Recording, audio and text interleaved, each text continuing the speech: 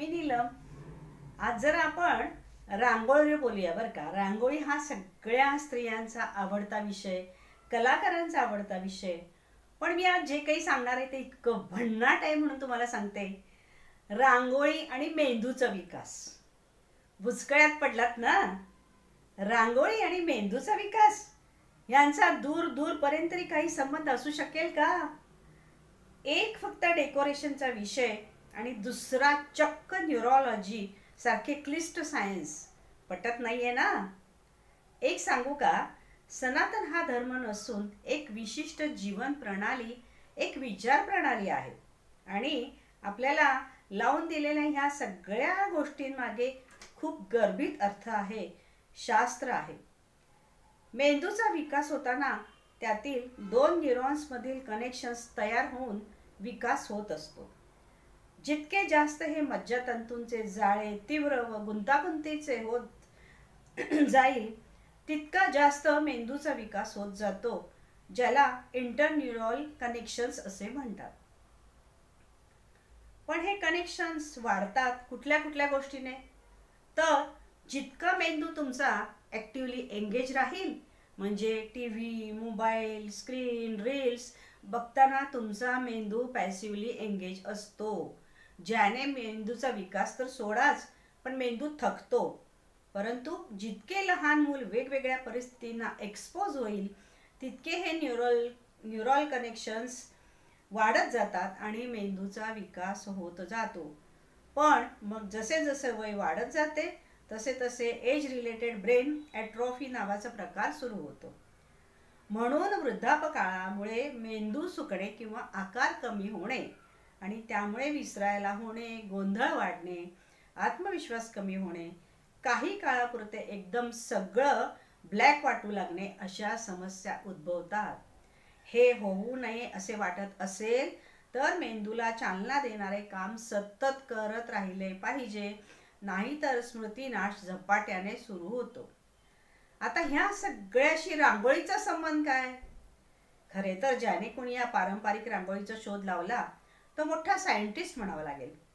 अर्थात आपले ऋषीमुनी हे सायंटिस्टच होते. आजच्या परिभाषेत सांगायचं तर पारंपरिक रांगोळ्या बघा, ठिपक्यांच्या, कासव, षटकोणी, त्रिकोणी ठिपके वाढवत जाणे, कमी करत जाणे. दक्षिणेकडे तर कोलम प्रकाराच्या कठीण रांगोळ्या, ज्ञानकमळासारख्या क्लिष्ट रांगोळ्या. जेव्हा ते ठिपके त्या रचना काढायला तुम्ही जाता तेव्हा तुम्हाला एकाग्रता लागते. तसेच ते विशिष्ट प्रकारे कसे काढावे ह्याची आकलन शक्ती लागते. कुठून कुठे ठिपके जोडायचे ह्यात ते लक्षात ठेवणे ह्या स्मरणशक्ती लागते. रंगसंगती, वेगवेगळ्या रचना कशा तयार करता येतील यास कल्पनाशक्ती लागते. म्हणजेच एकाग्रता, स्मरणशक्ती, कल्पकता, आकलनशक्ती वाढीस लागणे हे सगळे होणे म्हणजे तुमच्या सेरेब्रेम म्हणजे मोठ्या मेंदूचा विकास होय. ठिपके सरळ रेषेत काढणे या सगळ्यात तुमचे मोटोर स्किल्स तयार होतात. हे म्हणजे तुमच्या छोट्या मेंदूचा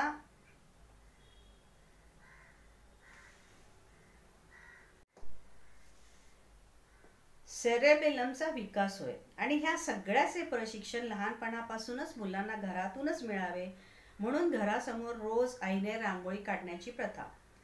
त्यात मुलाचा विकास आणि या सवयीने नंतरही अगदी उतार वयातही मेंदूला चालना कायम मिळत राहणार. म्हणजे अल्झायमर सारख्या स्मृतिभ्रंशाच्या आजाराला निमंत्रण नाही.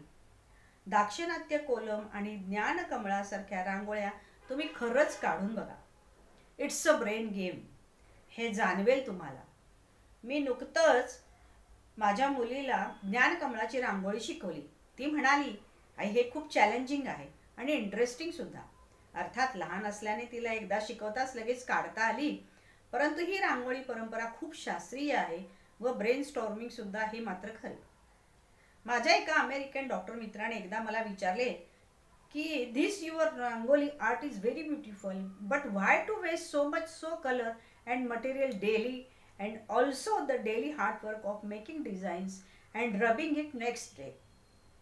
Instead, why not you make the paintings which are permanent?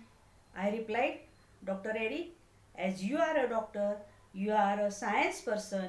You can definitely understand it. It's not waste. It's investment in your brain health. हे ऐकल्यावर त्यांनी खूप आश्चर्यानं विचारलं, बट हाऊ? मग अर्थातच पुढचे स्पष्टीकरण ऐकल्यानंतर त्यांना ते मनोमन पटले. It's amazing they. Doctor Isha Khasnis MD Bangalore यांचा हा लेख आहे आणि तो अवश्य वाचा आणि ॲग्रेसिव्ह करा. धन्यवाद.